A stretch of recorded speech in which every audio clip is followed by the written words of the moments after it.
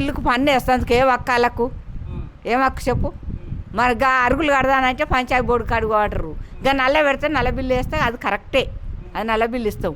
ఈ గవర్నమెంట్ ఇల్లు ఇదేమన్నా మాకేమైనా సొమ్ము ఇచ్చిండా సోమన్నం ఇచ్చిండా ఏమి ఇచ్చిర్రు? వేస్తేందుకు పేద సాధ చూడ గడ 60 గదాల జాగుంది గడి నా కొడుకు చచ్చిపోయిండు 10 రూపాయలు ఇచ్చారు ఎవడన్నా ఎవడియలే. మరి ఎందుకు వేస్తావు? ఆయన బోధింటున్నావా? ఎందుకు వేస్తావు?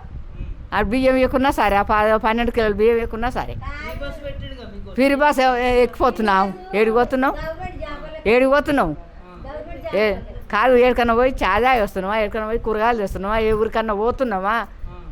ఇల్లు పందిరి మేము పని చేసుకుంటున్నాం. మేము ఎందుకు వేస్తాం అయ్యా ఓటని? ఓలా రమ్మని ఓడో వస్తాడు అడగని, కాంగ్రెస్ అడగని ఆయన అడగని, ఎవ్వరు అడిగినా ఓటు వేసేదే ముచ్చలేదు. రైతు బంధు పైసలు మొన్న పడ్డాయి, ఇదివరకు వేసేది 15,000. అమ్మో ఆయన 15,000 ఇచ్చినాడు. అమ్మో అంటే ఇది నా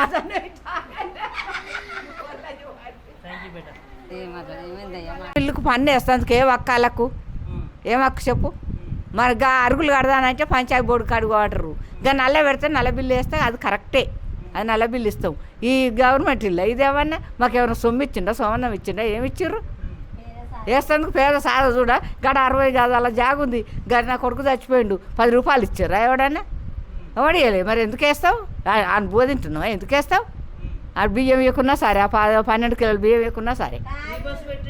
ఫిరి బస్ ఎక్కిపోతున్నాం. ఏడిపోతున్నాం